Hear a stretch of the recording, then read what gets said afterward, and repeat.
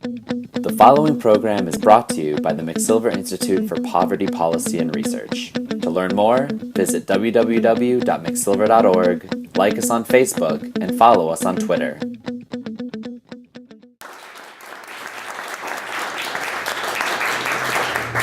Thank you very much for the warm welcome. Very warm welcome. I follow that. It's a good thing to be here. Anyway, it's a great privilege to be here, to be at NYU, to be surrounded by so many Americans. There seem to be more here even than in Oxford. And that's great fun. The title of my talk stems from one of my colleagues here, Dan Harris, who suggested poverty and shame. Multi-country qualitative study comes to NYC. It's like the circus coming to town. And as you can see, there are as many actors in this, or performers in this, as you might find in any Cirque du Soleil. Whether we have quite the same skills, I don't know, but we have skills in different ways, I hope. And you'll see the first two columns reflect colleagues who worked on the first part of our work, which is exploring issues to do with poverty and shame in 7 other countries. The list on the right-hand side are colleagues here who are working together to look at whether there's a degree of US exceptionalism, once again, as one thinks about the relationship between poverty and shame, or whether there's communality. I want to primarily focus on the 7 countries study, the other countries first, before ending with some questions which relate to the US here, and perhaps to encourage my colleagues from the right-hand side to reflect and to talk a little bit about what we hope to be doing here in the USA, and much more precisely here in New York. But I want to begin with Amartya Sen, as sort of many people do nowadays. Economist, Nobel laureate, very instrumental in terms of pushing forward a poverty agenda or anti-poverty agenda on a global scale. It's almost like quoting a biblical text at the beginning. It's almost like that because you can interpret Sen in any way you want to. My interpretation is to pull out for the many things he wrote. Now, economists have general principles that apply everywhere. I'm a crass empiricist. I thought that's really interesting. Is that true? Which then raises quite a lot of questions about how you would demonstrate that it was true, and I'm going to try and take you on a journey. We haven't got there yet, we're beginning to assemble evidence. Sen also takes the liberty of quoting John Rawls. It's always good to bring even a bigger name into any argument that you put, because you might start looking at the details. What Sen quoted or saw John Rawls as saying was that self-respect is perhaps the most important primary good on which a theory of justice as fairness has to concentrate.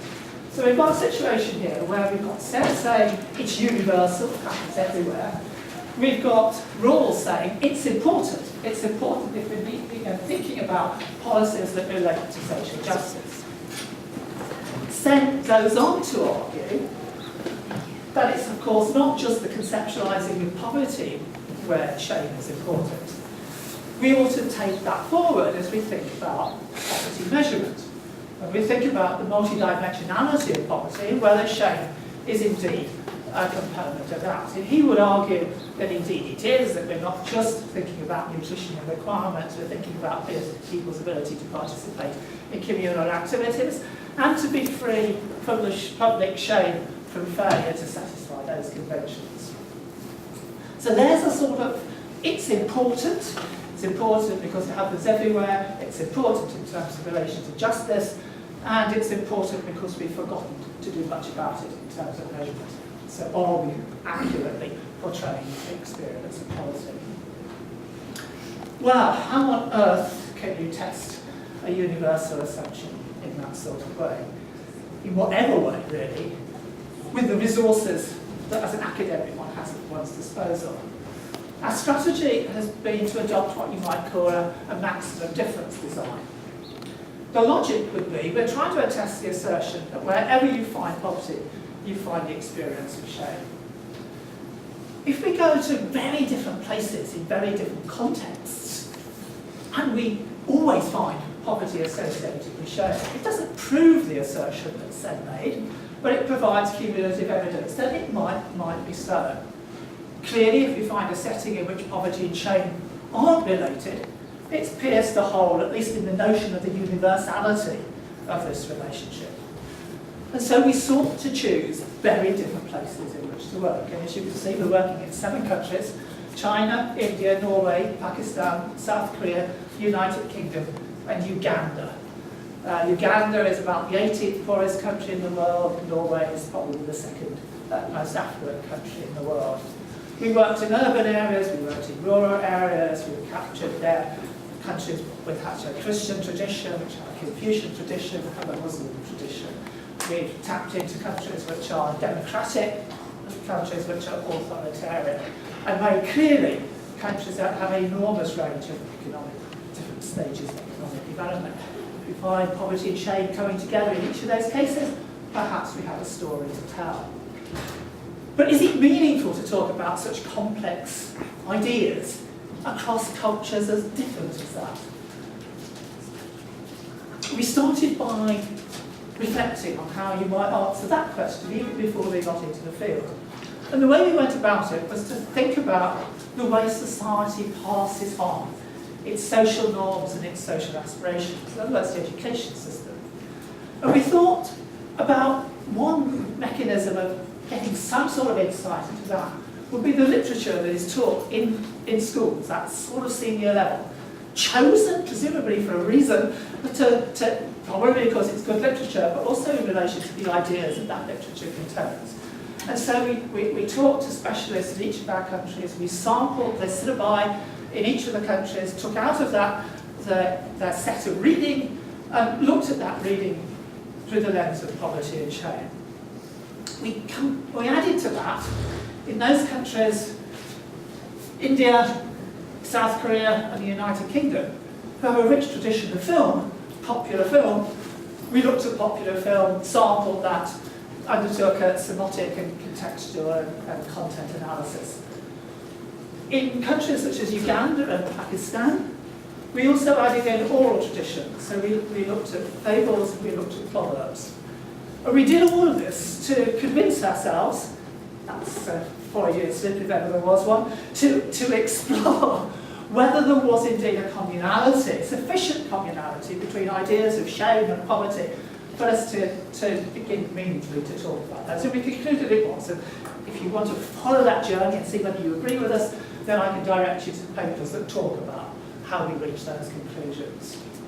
Our next step was to talk to low-income people about their lives. We didn't say, are you poor? Does it make you feel ashamed?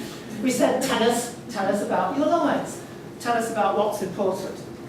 And out of those conversations emerged a pretty consistent story, consistent with what we found from the literature as well, that poverty and shame do often go together, and what is more, that shame brings with it negative consequences for the individual themselves and possibly too for society. But what we also sort of found was that from people talking, and indeed from the social psychological literature, the notion that shame has got both an internal component and an external component. You feel it, but it's also imposed upon you. It's imposed upon you by the people around you, by the general public. So we spoke to people living in the same communities, but who were not themselves poor, about what poverty was, about the causes of poverty, about how they related to people who had direct experience of poverty. And we did that through a series of focus groups of various shapes and sizes. And I should add that we also spoke to children in most of these countries in both of those stages. And finally, we did a policy analysis. We looked at the policies in place in each of these countries through the lens of shame and asked the question, do these policies increase the shame that people experience linked to their poverty, or do they promote dignity? Do they challenge? So that was the research design, testing the universality of shame associated with poverty, working in very different environments. We don't standardise, we equivalise. We use broadly the same techniques, but we make them sensitive to the societies in which we're operating. In a way, meaning that was partly So we're using natives in each of those countries, so we're using scholars rather than dropping in and imposing views. What we found was a story which was very largely consistent with the notion that high up on the list of how it feels to be poor is a sense of the shame associated with one's social failure. So our initial evidence is consistent with the notion that poverty and shame may well be a universal attribute.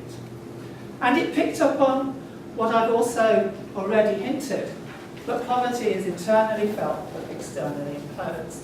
The internal component is very much this sense of failure to be able to live up to one's own aspirations, to be the good father that one wants to be the good mother that one wants to be, when one is frustrated from being so because one lacks the resources to facilitate that process. But alongside that, and very powerful, is the belief that I as an individual are not valued because I am experiencing poverty. So I'm not valued as a person because of the stigma that I carry from the poverty that I bear. The externalizing processes of shame are significantly but subtly nuanced by the social and cultural context in which we're operating. But they find echoes, again, across all the societies in which we operate in. So the family is a final defence in many ways against shame, but it's also a powerful shaming component. The breadwinner model is still very strong. The man is expected, he believes himself, to be able to be the good father. That often isn't the case. But the extended family, of course, differs across those cultures very markedly. So the family in India, the extended family in India, is much more salient than the extended family would be in the United Kingdom or in Norway. That brings about its own challenges. Part of that extended family is based on notions of reciprocity, as it is within the nuclear family. Much of that reciprocity is about involves expenditure. Think of the dowry system, for example. Think about who you give presents to and the nature of those presents. Think about when you give those presents. So in China, for example, it's New Year, they're wrapped up in I think it's red paper, symbolic of the cement holding the family together. If you can't be part of that cement, the family crumbles, but you are seen as the cause of that family crumbling. And so that manifestation, while the family is protective, it also reveals individual inadequacies in a very marked way. Think too about the pressure of poverty. Think too about the mum, for example, who can't afford to say yes to a child who refuses to take no for an answer. That is the mechanics, the dynamics of poverty with the shame that is associated by that inability to respond. Inability to respond in the case of children that is strongly influenced by the experience of school. In each of our countries, with the possible exception of Pakistan, where most kids weren't in school, most of the kids that we interviewed weren't in school, the school was a cockpit of shame. What happens in the playground is that kids line themselves up to boast about what the latest gadget is that they have. You have fascinating conversations amongst youngsters about whether they could predict the part of town or the village the child came from simply on the basis of the clothes that they were wearing. So the school in the playground is powerfully important, but the response of teachers is equally important, both to the child, who can so easily be labelled where poor equals inadequate in some way, and particularly the connection between a poor child and their parent who is failing. The workplace, the process of recruitment, rejection of exploitation. Think about casual labour, which is endemic in most of the countries that we were operating. Think about daily labourers at around dawn, queuing up for the job for that day. Think how often you get turned down for that day, that you're not adequate even to earn basic bread for your family. in Norway, of all places, we encountered 3 women who were scared to pursue a job interview. Why? Because on previous occasions they'd been sexually abused in the interview situation. Extreme, but very powerful in terms of shaping those women's position in society. And of course, a form of exploitation, which is manifest, for example, very explicitly amongst the personal service sector in places like India and Uganda, where if you're mildly affluent, you have significant numbers of servants working in your house, but not part of your house, not with access to your table or to your utensils, because perhaps you wouldn't wash your hands, to quote. Community. Take Uganda. We were working in a rural area. Most people were living beneath $1.5 a day. The community works as a collective in many ways. Decisions are taken in the largest hut within the locality. To be part of that community, you need to be engaged. Those people at the bottom of those villages, in economic terms, were often not engaged. And we contributed to that. We went back to report our findings in the localities in which we collected them. And we were forced by social convention to be part of a discussion inside the largest house, with many of the people that we'd interviewed sitting outside because they weren't allowed in, because essentially of their economic position. And officialdom, turning people into numbers, was the expression that was common across the societies in which we were operating. The presumption that you have failed, the presumption that you're guilty if you make a claim on welfare of one sort or another. Even trying to defer people's access to prevent them claiming. In a sense, this notion of you are not believed, and if you are believed, there's something wrong with you anyway. Okay. We find in our work, talking to low-income people, that shame is a crucial part of their life. They want to be human. They find being poor denies them that humanity.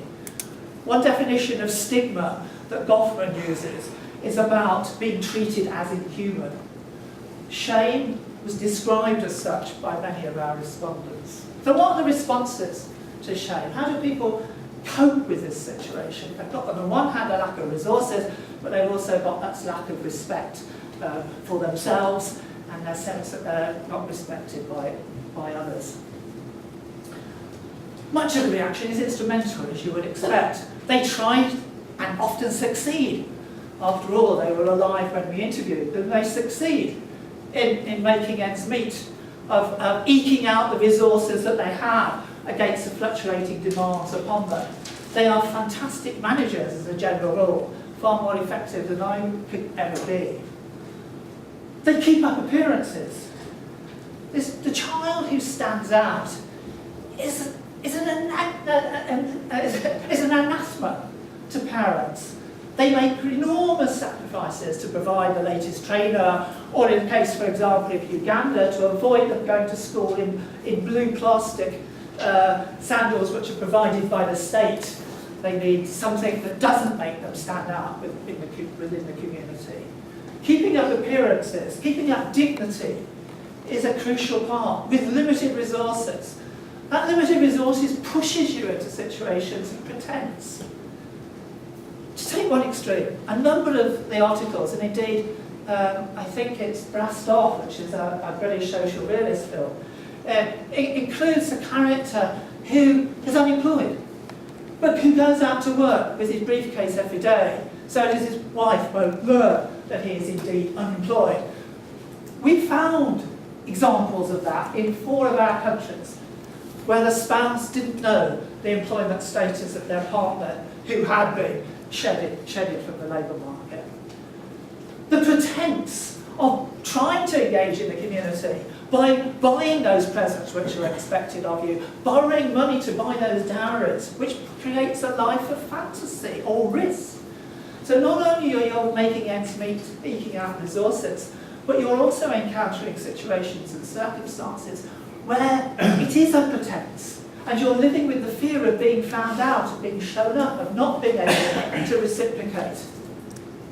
And of course, that runs also the risks of indebtedness. Indebtedness is very much a statement that you've lost control. Our respondents were passionate about not getting into debt because it gave away their lives and it gave away control over their lives. One way of keeping up appearances is not to appear, a process of retreating. If you can't afford to stand around and drinks in a bar, you avoid going to the bar. If you can't afford the wedding present for the in-law, you don't go to the wedding. And so there's a process of withdrawal. There's also, possibly in certain circumstances, in extreme circumstances, a movement beyond that when you're in a sense trying to forget it all. Use of alcohol was very typical in India, in Uganda, and in Pakistan as a consequence. Drugs were more evident and explained as such in the UK and in Norway. Leads to depression and suicidal thoughts. Again, the literature is full of people committing suicide when confronted. Obviously, anybody who committed suicide wouldn't have been in our sample. But people who had tried undoubtedly were. And I think of a mother in India who had taken her 2 children to a dam and was standing on the edge of the dam when she was pulled back by passers-by. And she was there, she explained, because of her inability to feed her children, linked also to her status as a divorcee. So the divorce, that loss of marital status in an Indian context, combined with a lack of access to resources, meant she could no longer possibly be a good mother. But she couldn't leave them, she had to take them with her. Anger and resistance is what the literature says often happens. That people come together collectively, communally, and rebel. The basis of the trade union movement, you might argue, is a collective response to these circumstances. At the level of the individual, it was rare. Anger was internally directed rather than externally used as a mobilising component. Why? Tricky. I don't 100% know. 2 hypotheses emerge from the data. The first is that there's too much to do in life, making ends meet, to have time to collectively engage in challenging that. And you need the belief that you can make a difference, and you're told all the time that you are worthless. So if you're worthless, how can you make a decision? And the second thing is, what you're constantly told is that you're poor because you're lazy and feckless.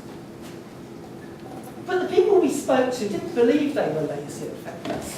They believed that they were doing all they could in order to bring their family up, in a sense, to be full citizens of society. But society, they say, couldn't be wrong. Everybody says this. So if it's not me as a person who's experiencing poverty who is lazy and feckless, maybe it's the other people who are poor who are lazy and feckless. And this process of othering comes in. It's not me, it's them. And so that loses a common interest.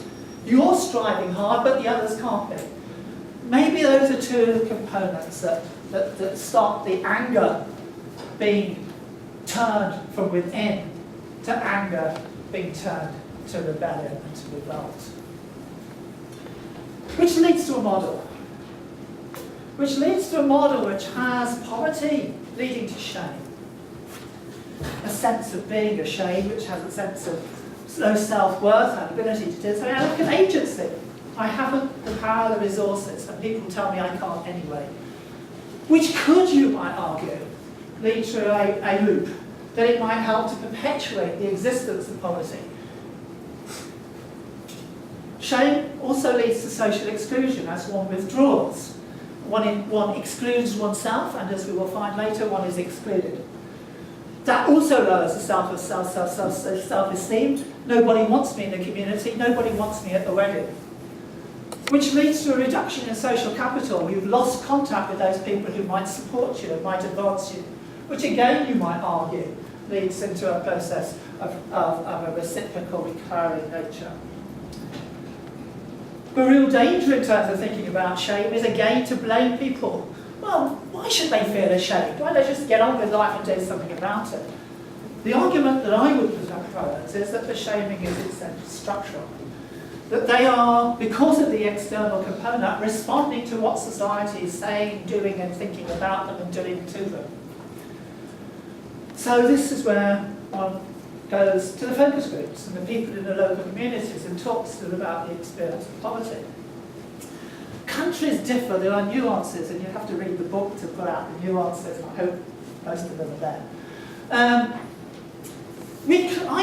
One of my proudest hypotheses when I went into this research is that we chose Uganda to work in a northern rural area where everybody was poor under the hypothesis that the chances were that shame was not associated with poverty because everybody was in the same circumstances. Look at the language which emerged from the focus groups. That the poor are arrogant and unprepared to listen to advice, that they are breeding every year like vermin, either promiscuous or despised. You associate with the poor at your own risk. In Norway and China, there was more politeness in terms of the language that was actually used. In China, however, let's leave why into questions afterwards. Let's move on. Let's say that once you scratched the surface and started to push people in focus groups, we began to have groups of people in poverty who weren't thought about as respectively, who weren't thought about as the bricks that would build the China of the future. That the sacrifice of poverty was about the investment in economic growth. Professional beggars were despised. Former prisoners receiving social assistance were at the top of the list, they certainly shouldn't have. Able-bodied people too lazy to work was also began to come up towards the end of the conversations. And we had in the Chinese groups quite a lot of discussion about children being bullied at school because they were poor. Which raises the question of why do kids bully at school? Well, maybe children develop hierarchies and sniff out and create hierarchies for themselves. But maybe children are reflecting parental views. So the politeness that was expressed in the public fora in China and to an extent too in Norway seem to be perhaps counterbalanced by what actually happens in the home. Poverty and its causes, again, to take Uganda as an example, I could have taken India or the United Kingdom, individualistic reasons. Again, China and Norway, individualistic, yes, but qualified with structural considerations. In China, they would be about economic restructuring, the decline of the state-owned enterprises. We were dealing with the new poor in China, which was strongly affected by the decline of state-owned enterprises. There were discussions too about the nature of rural China, lack of connections, social capital, very significant and salient in a Chinese context, health issues and the consequences of that. In Norway, the focus was very much on the labour market and its inability to absorb people with talents, with the talents that they had, and also discrimination and, in a sense, a frustration with the welfare system, the best in the world. And so it becomes a problem. It becomes a problem that it exists at all. And the people who are living on it, are they living an alternative lifestyle? Are we subsidising an alternative lifestyle? Was the nature of the conversations which emerged. Deserving and undeserving. In Norway and China, notice, China made real distinctions between who was deserving and who wasn't, in much the same way as happened in the United Kingdom and in Norway.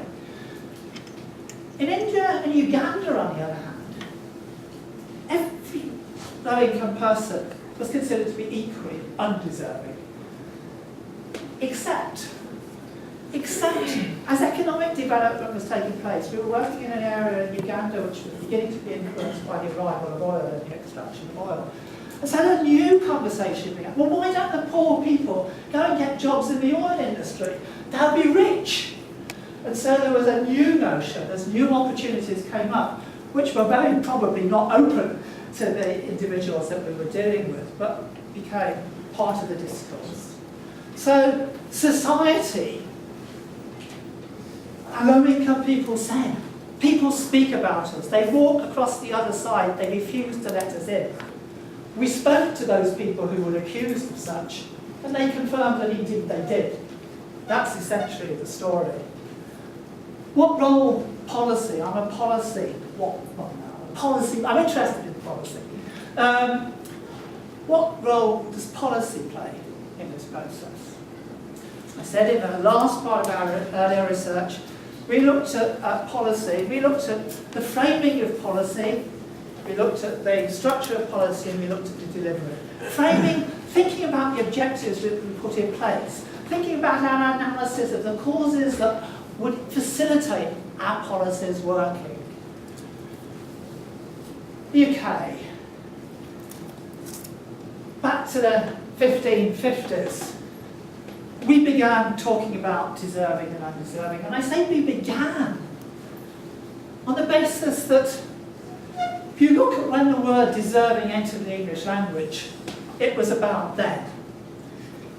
If you think 500 years later how the Oxford English Dictionary defines deserving, it defines it as in the deserving poor. So why the mid-1500s? Well, we had a king called Henry VIII. We've made lots of films about him in Hollywood and elsewhere, and he had all his wives, and he wanted another one. And in order to do so, he needed to leave the Catholic Church. And in the process of the dissolution of the monasteries, the taking away of the church wealth, he took away the reservoir which had been looking after people experiencing poverty in medieval and late medieval UK. The responsibility passed to the state in the form of civil parishes that now were responsible, since the churches no longer had any money, since it was sitting in the coffers of the king, were responsible for responding. And as soon as the ratepayers became involved, they want their money spent wisely. There's a very simple dichotomy there, and I don't know whether it's true. I've been pushing historians. Historians write as if the church made no distinctions in its treatment of the poor. That if somebody was poor, irrespective of the cause, they responded positively. Larry may well have further information on that. But when the state was involved, these distinctions became very clear. And over time, we've used lots of words which have in themselves been stigmatising. The dole. In the 1980s, we invented the concept of genuine poverty. Not quite sure what the opposite of genuine poverty is. In the 1990s, we juxtaposed dependency and responsibility, where really responsibility meant irresponsible. We talked around the 2000s, courtesy of workfare and related ideas which came floating across the Atlantic soggy by the time they arrived. Worklessness was about poverty or about the causes of poverty. And we're now talking about a nothing, something for nothing culture, welfare dependency in effect. The framing is increasingly negative. In Norway, let's think about poverty. And I could obviously replicate that with other countries, and you can find the details in the stuff that we've written. Take Norway though. Nordic country, very positive and progressive welfare state, lots of expenditure. A commitment to doing well, to enhancing human welfare. Merged the provision of social assistance with the provision of employment into one administrative organisation, and created a very systematic journey back into work with a series of steps, moving from sort of supported employment through to employment in the public sector, private sector, all of which was linked to the conditionality of benefits. And by the time you got to step 4 or 5, you were receiving a full wage with trade union support before you actually entered the formal labour market. But those steps back into work, each step up onto a riser, was the responsibility of the decision of your social worker, which was a discretionary based decision. And the people that we spoke to didn't know how they could climb that ladder. They didn't know how they could move from one step to another. So these ranking of people in terms of the closeness to the labour market became a ladder of shame rather than a ladder of progression, because it took away their control. And they had to climb this ladder in order to become a full Norwegian citizen again. In China, DBAL, the new social assistance system, or 15 years of DBAL in place. Police by neighbourhood committees, much of policy making is delivered through neighbourhoods in China. Biannual reviews, which involve some Chinese applicants needing to go back to their place of origin to demonstrate that they're not holding land there, that we deny them access. Home visits by officials where they're scrutinising the house to make sure that there isn't anything there that indicates that this person isn't indeed in desperate straits. And to check that, a notice goes up on the local neighbourhood notice board, or notice boards, listing everybody who's made a claim and asking for people's comments and views about whether this person is worthy, deserving to receive social assistance. Many of the people we spoke to in our study, the people who were affected, didn't actually see it as stigmatising as I might have done. But some of the older recipients in another study that was done at the same time in Beijing, but in a different part, registered this as one of the three most powerful negative dimensions of poverty. The US, and I hear this begin to move a transition from that bigger study. Oops, the transition from this line to the next. A transition from this study to the one that we're beginning to engage with here in New York. Part of the time I'm working here, I'm working with ATD Fourth World, which is an international NGO, civil society, its modus operandi is to work with people with direct experience of poverty and equip them to talk about their experiences, about their aspirations, about policy in the decision-taking chambers of the world. I was in the UN 2.5 weeks ago in one of these fora where ATD Fourth World was working with, I think, people from 7 or 8 countries. One of them was Jose Nunes, who is the father of 2 children. He's married. They're both living. Their whole family is living in a shelter up in Queens, and they've made these books. And he talks about the delivery of provision for the homeless. Just accessing social protection can be disempowering, he said. Just take that first sentence. Okay? We often assume that people in poverty are stupid. A sentence like that could be the opening sentence of any undergraduate or postgraduate essay, couldn't it? Just accessing social protection can be disempowering. For example, when you become homeless, you have to go to the PATH, an office in the Bronx, where they place you in a shelter. When you're going to the PATH, to the building, people can tell where you're going. They can see you walking to the office with all your bags, and they criticise you. They put you down even before you get into the system. There's only one office, and sometimes you have to go back multiple times. And you might not even be placed in a shelter. It's literally like you are walking into prison. The kids have to take their shoes off. You have to remove your belt. You have to go through a metal detector. Even the kids have to. We're not going into prison. I don't need to be stripped and searched. I'm with my family. I'm just looking to find a home.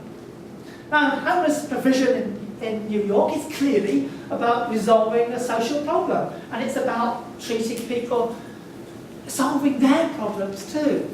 But thinking about how we deliver it is something that perhaps we need to give more attention to. But shaming is a good thing, isn't it? Naming and shaming and blaming, that's how you get people to behave properly. That's how you get them to stop being lazy and feckless. It's a strong and it's a powerful argument. And indeed, if you read some of our work, you'll see its origins can be traced back to evolutionary psychology and to the primate communities, where we share many of the same manifestations of shame, and arguably some of the main causes as well. This isn't from the research, but I couldn't resist putting it in. I went to the New Museum of Contemporary Art 3 or 4 weeks ago, on the 15th of February. And on the 3rd floor, they have an entire space which is devoted to visitors who are encouraged to provide graffiti over the floor and over the ceiling and over the walls.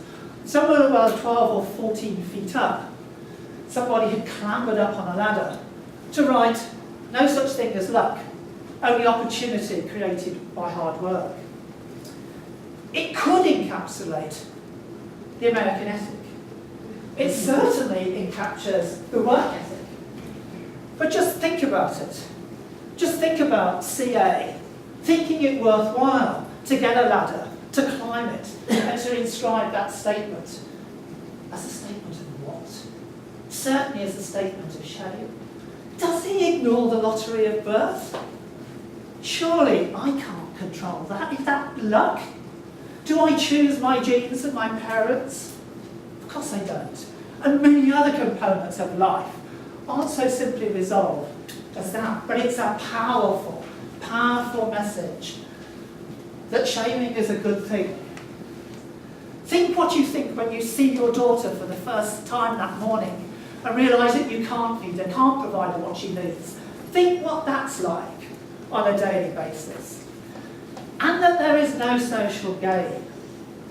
All the experimental work that has been done shows that blaming does not, all the experimental work that I have seen, and I've seen a lot, and we had on that advisory committee, June Tagney, who is perhaps the leading social psychologist writing about these sorts of issues, it brings about no social gain. Sociologists, Thomas Sheff, for example, would explain that by saying that the power of shame to engage in, to foster social cohesion, arises from the threat of its use rather than its actual use. And once it's used, you have already excluded that person from society. There's no point in them changing their behaviour to come back.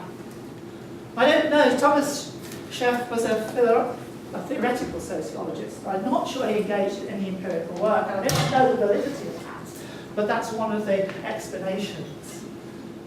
But also, blaming the poor for their poverty is really helpful in underlying the legitimacy of your position and mine as not directly experiencing poverty.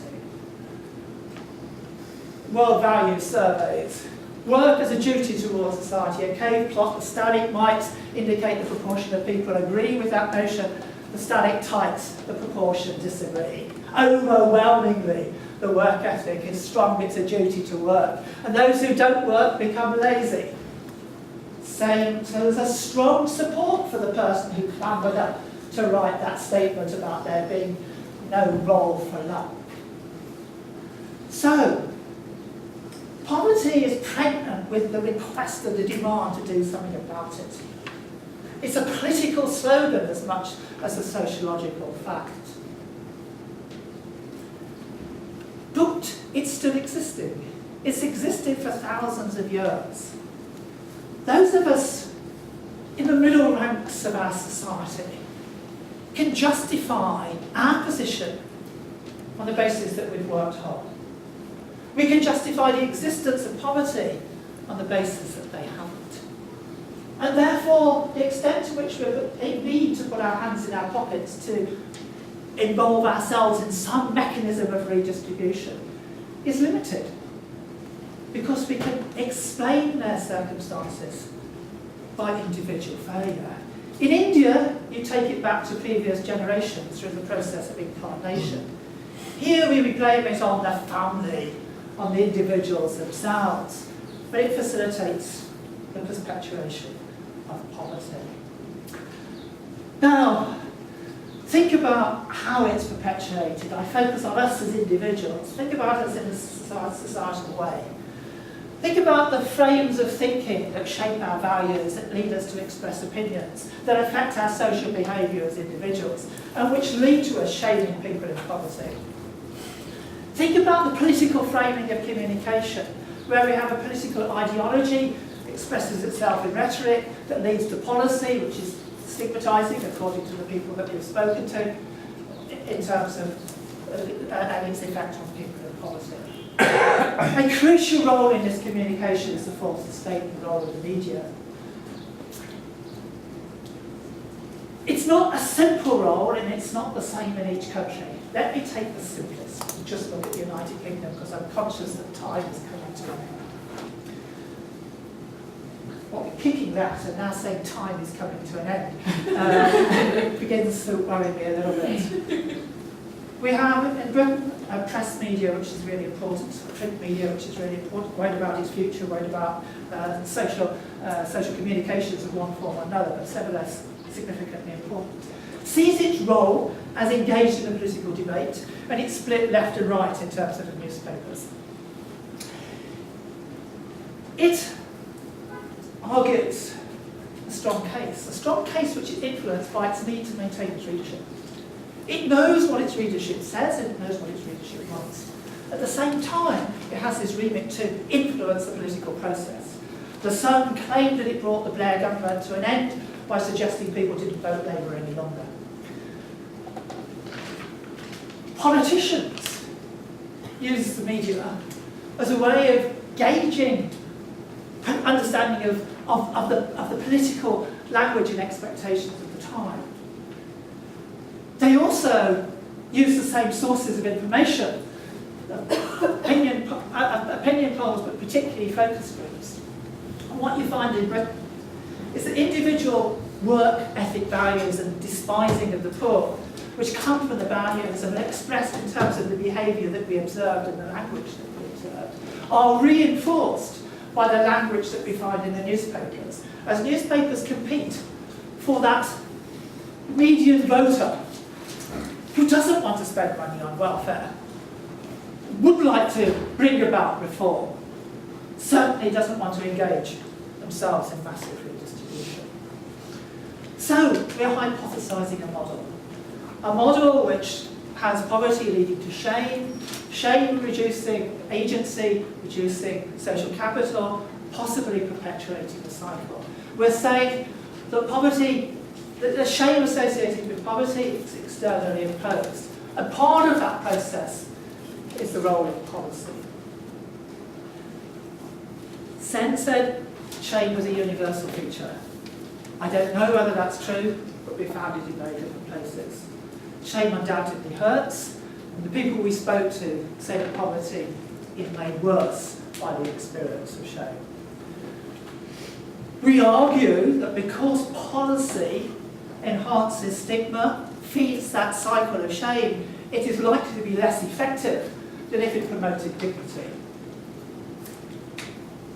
I haven't spoken about the points in italics because of time. But we go on to say that policies that stigmatise are in breach of human rights. In other words, this is thinking about how we move from my negative situation that it's very difficult to change because the median voter won't listen. You and I probably have got enough vested interest in maintaining the poor where they are. But human rights legislation applies to all of us. Treating people with respect costs little.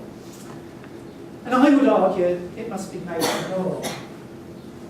And I would also argue that stigma and shame should be targeted and monitored as we think about the design and implementation of policy, because they're massively important in the lives of people experiencing poverty as they describe them to us. But does any of this apply in the US? We've got the example of homelessness policy and shelter, one person saying, it really, really does. We've got one example drawn from a museum of a person saying public values aren't going to support you very far. I don't know. You present the United States as a classless society.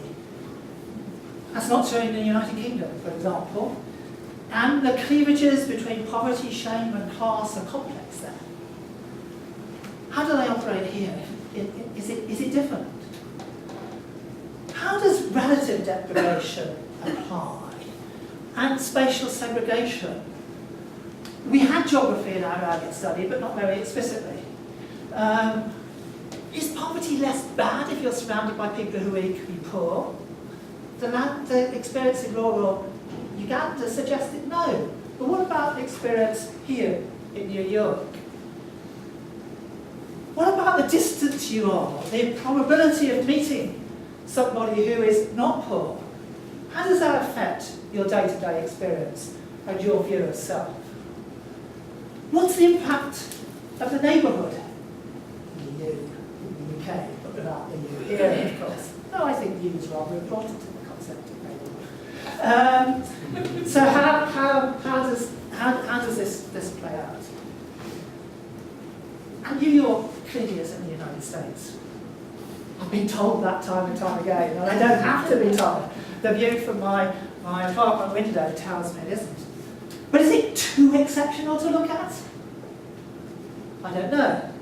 My colleagues have persuaded me that it's not too exceptional, but it's certainly different. And that's the next stage of the research. Thank you.